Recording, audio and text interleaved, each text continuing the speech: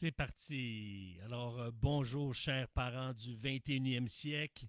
Et oui, si vous êtes avec nous, c'est parce que vous suivez cette série qui s'intitule Survivre à l'éducation de mon garçon.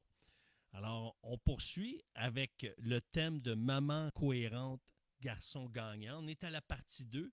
Et de quoi parle-t-on cette semaine? D'instaurer une discipline qui est reposante.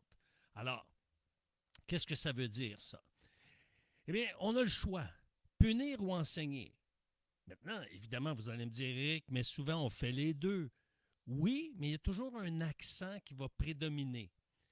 Et c'est pour ça que c'est important d'opter pour la prévention puis de minimiser les zones de tension. Dans le fond, c'est ça qu'on veut. Hein? On veut punir moins, enseigner davantage, voir plus de résultats. Maintenant, c'est pas toujours facile. Hein? Je le sais, c'est clair. J'ai des petits-enfants, j'ai eu des enfants qui étaient à la maison. Hein? Maintenant, ce sont des adultes et ce sont des parents pour la plupart d'entre eux.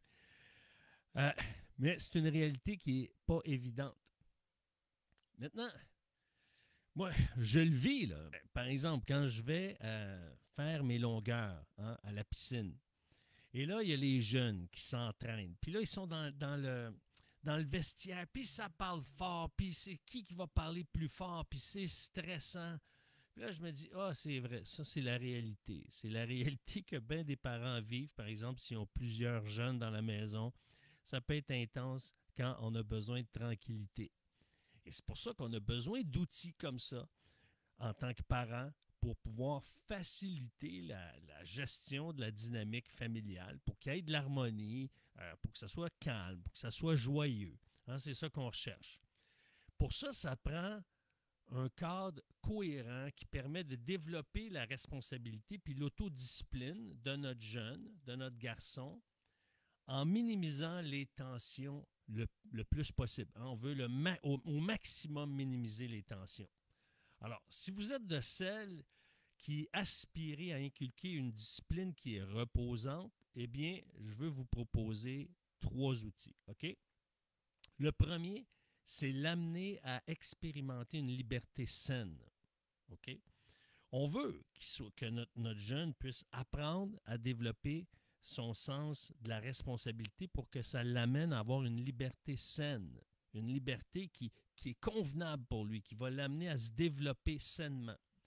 Et c'est pour ça qu'on a besoin de canaliser son sens, son goût de l'aventure au travers des activités encadrées. Parce qu'entre amis, ils peuvent faire des folies, se blesser, et même faire des choses dangereuses. Mais lorsqu'ils sont, par exemple, au sein d'un groupe, d'une communauté, hein, un club, mais ça leur donne un encadrement, mais d'expérimenter des activités qui sont un peu plus intenses, qui vont chercher un peu plus d'adrénaline. Alors, ça peut être au travers un camp de vacances, un camp d'une fin de semaine, ça peut être un club d'escalade, de canotage, pardon. Euh, donc, l'idée, c'est de lui donner d'expérimenter un peu plus d'intensité, un peu plus d'aventure, mais dans un cadre qui est sécuritaire, où est-ce qu'il doit respecter des règles précises. Maintenant, qu'est-ce que ça amène? Ça va l'amener à gérer sa liberté dans un cadre sécurisant. Et maintenant, à la maison, vous pouvez commencer tranquillement à l'amener à gérer sa liberté. Hein? Il n'y a pas besoin de faire des sauts en hauteur hein, ou des triples vrilles. Vous pouvez commencer par lui proposer des choix limités puis structurés. Par exemple, pendant qu'il est calme ou vient de finir ses devoirs, ses leçons, puis il va dire ah, j'ai fini, maman, j'ai fini mes devoirs. Et là, vous lui faites simplement lui demander ah, qu'est-ce que tu as le goût de faire? Est-ce que tu as le goût de jouer, par exemple, avec tes voitures? Tu as le goût de lire un livre? Tu as le goût de dessiner? Vous lui demandez. Maintenant, vous pourriez dire, je n'ai pas besoin de lui demander, il va le faire lui-même, je ne veux pas le contrôler. L'idée ici, ce n'est pas de le contrôler. C'est de, développer une connexion en fonction de ses goûts et ses intérêts, savoir c'est quoi qu'il va choisir, privilégier. Peut-être vous le savez déjà, mais ça donne un contact relationnel avec votre garçon et ça l'amène à prendre conscience que instinctivement, il fait des choix. OK? Mais là, vous mettez des mots sur ce qu'il fait instinctivement. Vous lui apprenez à verbaliser ses choix et à les verbaliser à quelqu'un devant lui. Donc, voyez-vous, il y a des effets très positifs et souvent, on va prendre pour acquis des situations, puis on va les laisser aller parce qu'elles sont comme ça, mais on peut en tirer profit. C'est des exemples simples, mais qui ont des répercussions collatérales positives. Alors, ça va l'aider à exercer son sens des responsabilités, lui donner de faire des choix dans la limite de temps qu'il y a, dans les limites qu'il y a dans la maison. Et ça favorise justement de saines discussions et évidemment, il réalise que c'est lui qui choisit. Donc, il y a une responsabilité de choisir, même si elle est bien simple et bien agréable. Donc, l'amener à expérimenter une liberté saine au travers des activités encadrées qui vont générer de l'aventure et aussi en lui demandant quels sont ses choix, qu'est-ce qu'il désire, quelles sont ses préférences. Deuxième point, intégrer une dynamique, oui, de discipline bienveillante. Ça veut dire quoi? Ça veut dire expliquer la raison derrière la règle. Maintenant, la raison, ça peut être tout simplement simple. Parce qu'aujourd'hui, je suis fatigué et je ne veux pas de bruit. C'est tout. Ça peut être bien, bien, bien simple. Mais au moins, il sait pourquoi vous lui demandez d'être calme. C'est pas parce que il vous tape ses nerfs. Peut-être le bruit vous tape ses nerfs, mais c'est pas lui qui vous tape ses nerfs. C'est pas un adulte. Il n'a pas les mêmes repères que vous. Il n'a pas la même expérience. Il n'a pas le même décalage. Il n'a pas le même cette vision de recul que j'appelle. Donc, c'est important de lui expliquer le sens, le pourquoi. Ça lui donne une perspective beaucoup plus large et ça l'aide à tenir compte du contexte. Parce qu'une règle, elle ne doit pas être appliquée parce que c'est une règle. Parce que mon grand-père faisait ça, mon père faisait ça. Non, il y a un sens, il y a une raison, il y a une dynamique derrière ça. Par exemple, si tu tonds le gazon, eh bien, tu vas pouvoir aller au parc ce soir. D'accord? Parce que le gazon a besoin d'être fait. Bien, pourquoi il a besoin d'être fait? J'aimerais ça que tu tondes le gazon ce soir. Ça va te permettre d'aller au parc. Puis aussi, il est long. Puis, vois-tu, il y a des jouets qu'on ne voit pas. On risque de piler dessus, les briser. Puis c'est important que tu fasses le tour, tu ailles voir parce qu'il ne faudrait pas passer la tondeuse dessus. Donc, vous donnez des explications, des directives. L'idéal, que ce soit le plus court possible. Maximum de 1 à 3. Hein. Des fois, on doit aller plus qu'une directive, mais vraiment pas dépasser 3 parce qu'à un moment donné, il ne s'en souviendra plus. C'est important. Peut-être, parfois, s'ils sont plus jeunes, est-ce que tu peux me répéter ce que j'ai dit? Hein? Bon, ou le faire sous un ton vraiment agréable. Donc, qu'est-ce que tu as à faire? 1, 2, 3. Parfait, let's go, on y va. Alors, ça va donner vraiment un sens, d'une part. Il va comprendre la raison, votre motivation. Et c'est logique. Lui, il gagne. Si le gazon est tondu, on les voit, les jouets, ils risquent de ne pas être brisés. Il y a un avantage pour lui là-dedans. Alors, maintenant, vous savez, il y en a des petits comiques qui vont dire, ben oui, mais si tu me demandes d'aller enlever les jouets, là, on ne pourra plus piler dessus, ils ne sont plus là. Ouais, mais vu qu'il est long, puis tu joues, tu en oublies, on peut piler dessus, on ne les verra pas. Ça va être à recommencer de toute façon. Alors, c'est pour ça que c'est important de lui donner la raison, il comprend le sens. Puis dans l'optique qu'il ne collabore pas, eh bien, c'est important de lui dire, mais parce que tu n'as pas tondu le gazon avant le souper, mais ce soir, tu ne pourras pas aller au parc, tu vas devoir tondre le gazon. Alors, voyez-vous, tu as déjà eu ton privilège. Maintenant, ta responsabilité, elle ne fuit pas. Voyez-vous, qu'est-ce que j'ai utilisé? Le parce que. Alors, le parce que, c'est beaucoup plus puissant que le si. Et dans l'optique qui a tondu le gazon, on peut utiliser un parce que aussi puissant, mais de manière positive. Parce que tu as tondu le gazon avant le souper, je suis vraiment content. Tu as été rapide, tu as répondu à ma demande. On va aller manger une glace après que tu ailles jouer au parc. OK? On va aller prendre une crème glacée. Et là, voyez-vous, le parce que ça renforce son obéissance, ça renforce son sens des responsabilités ou ça renforce le fait qu'il n'a pas justement été responsable, trouvé en train d'exécuter ce qui avait été demandé ou ce qui avait été entendu. Maintenant, le parce que, ça le confronte à être responsable et à apprendre de ses erreurs. Parce que tu n'as pas fait ça, il va arriver ça. Parce que tu as fait ça, bien, félicitations, je veux t'encourager, je veux te récompenser. Le si, ça le rend plus influençable. Par exemple, si vous dites, si tu ne tombes pas le gazon, tu n'iras pas au parc. Si tu ne tombes pas le gazon, on n'ira pas manger une crème glacée. Donc, c'est plus menaçant. C'est menaçant. Donc, ça l'amène à dire, oh, je dois le faire pour éviter la conséquence ou je dois le faire pour la récompense et non pas pour le bien, pour la bonne raison. La bonne raison, on veut tondre le gazon, justement. Oui, c'est beau, c'est beaucoup plus beau quand c'est bien tondu, mais aussi, justement, ça évite d'endommager des jouets ou de se blesser.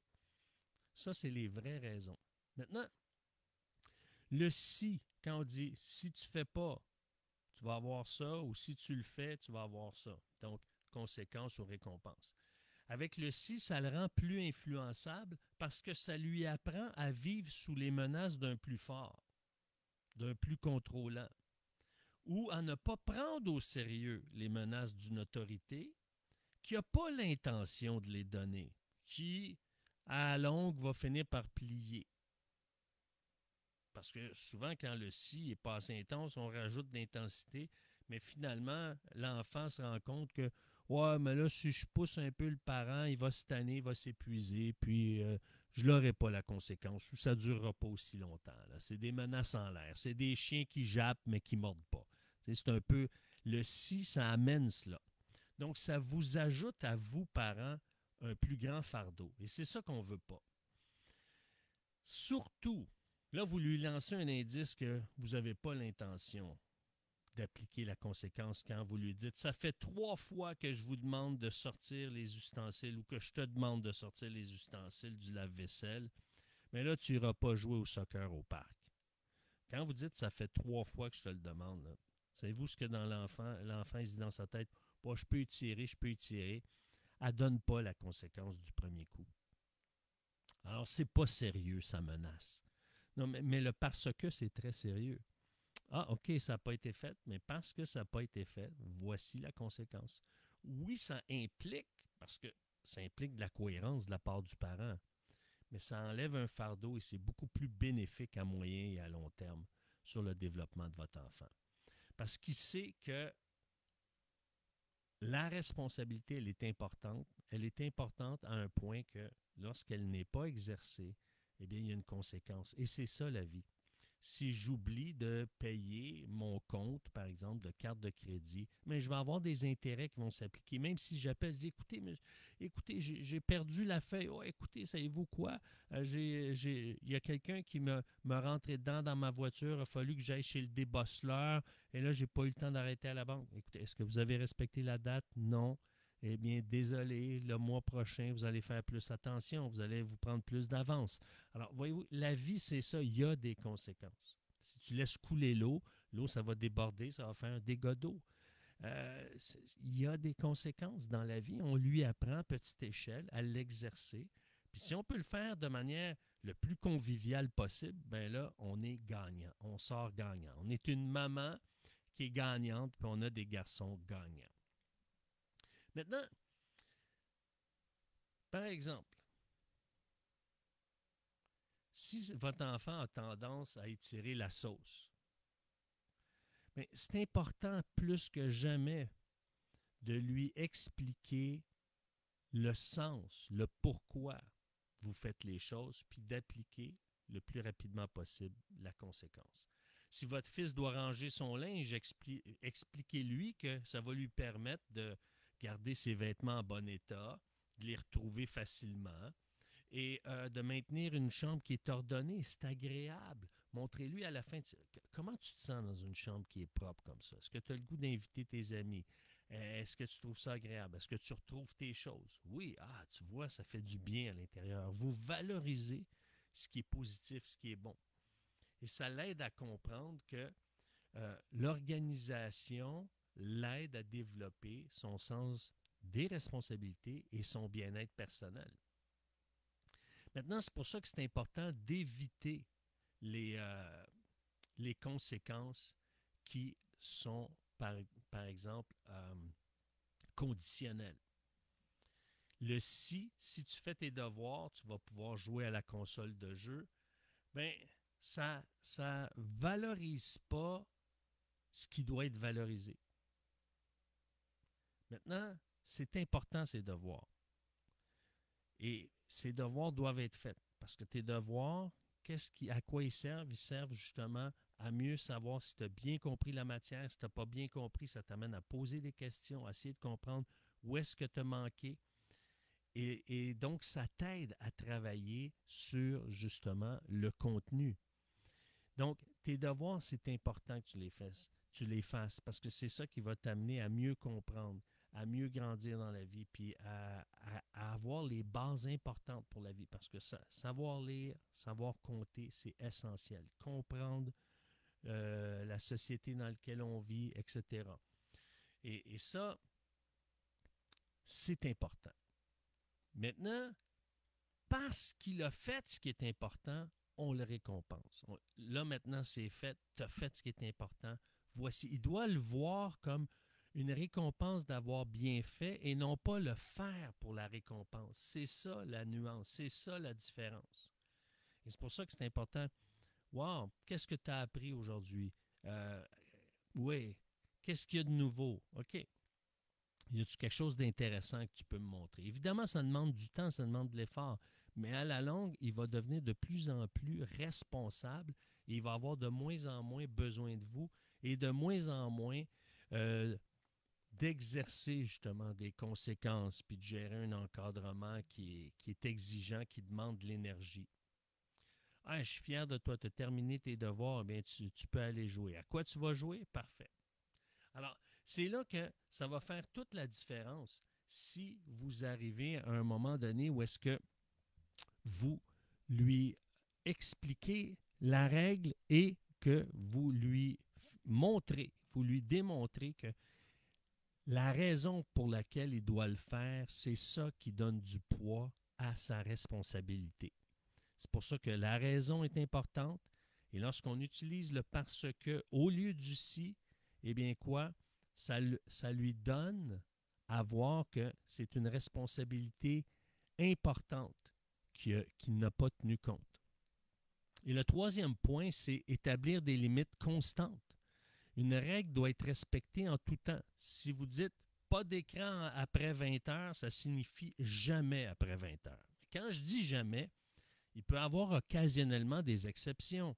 Si vous êtes allé, par exemple, au centre commercial, vous revenez, il est 20 heures, mais vous savez qu'il n'y a pas d'école le lendemain, c'est une journée pédagogique. Mais là, à ce moment-là, vous pouvez dire, hey, sais-tu quoi? C'est une journée pédagogique demain. Tu peux aller jouer, tu peux utiliser ton écran jusqu'à 20h30, jusqu'à 21h, selon son âge, tout ça. Parce que demain, là, voyez-vous, parce que demain, c'est congé. Là, il comprend pourquoi il y a une exception. Et c'est pour ça que c'est important que ces exceptions-là aient du sens. C'est pas parce que, justement, il vous a à l'épuisement. Et plus vous allez être constant, plus vous allez établir votre rôle de parent et il va respecter votre rôle de parent. C'est vrai que ça demande de l'énergie. C'est vrai que ça demande de l'énergie. Mais savez-vous quoi? C'est justement quand vous êtes à bout que vous arrivez puis vous dites, hey, là, Éric, là, pouf, expérimenter une liberté saine, l'amener à expérimenter une liberté saine en canalisant son besoin d'aventure au travers des activités encadrées, je suis capable de vivre avec ça. Lui apprendre à gérer sa liberté en lui proposant des choix, ça me demande de l'énergie. Intégrer une dynamique bienveillante en expliquant la raison puis en évitant le si, passer au parce que, ça demande de l'énergie, là. Je suis habitué comme ça. Puis établir des limites constantes, je suis tellement épuisé. Qu'est-ce qu'on fait? Mais c'est pour ça que peut-être si vous êtes rendu là, que pour vous, c'est toute une montagne, ces idées-là. Premièrement, je vous invite à choisir un pas. L'idée, c'est de ne pas tout accomplir ce qui est dit. Je vous lance plein d'idées, plein de concepts. Mais c'est à vous de savoir dire, OK, c'est quoi le premier pas que je peux faire pour avancer de l'avant, pour aller de l'avant, pour avancer, pour justement devenir une mère cohérente qui va générer un garçon gagnant ou des garçons gagnants. Le premier petit pas. Le deuxième point, c'est d'en parler. D'en parler avec des gens, dire, toi, qu'est-ce que tu fais? Comment tu vis ça pour vous sentir soutenu, sentir que vous n'êtes pas tout seul? Et troisièmement, vous pouvez m'écrire. Et là, on peut se contacter, on peut se parler, on peut prendre 30 minutes, 40 minutes ensemble pour discuter. C'est gratuit, il n'y a pas de souci. Et là, je peux voir avec vous qu'est-ce qui pourrait faciliter votre vie. Du moins, essayez de comprendre votre contexte puis vous lancer des pistes. Non pas pour vous en rajouter, mais au contraire, pour que ça soit encore plus simple. Alors, vous avez simplement à m'écrire à coach, a commercial, ericlantier.net. C'est coach, a commercial, oui, ericlantier.net. Et si vous désirez soutenir cette émission pour qu'elle continue à être diffusée sur les ondes du 92.7 FM, c'est bien simple. Vous m'écrivez à la même adresse, c'est coach, a commercial, ericlantier.net. Sur ce, chère maman du 21e siècle, merci d'avoir été là. Merci à toutes celles qui en parlent, qui font connaître ce contenu. Et merci pour vos commentaires parce que ça m'aide à aller de l'avant et être de plus en plus constructif, de plus en plus édifiant, puis de plus en plus inspirant. Vos commentaires sont tellement utiles. Vous les écrivez à coach, à commercial, ericlantier.net. Sur ce, eh bien, je vous dis à la semaine prochaine. Au revoir.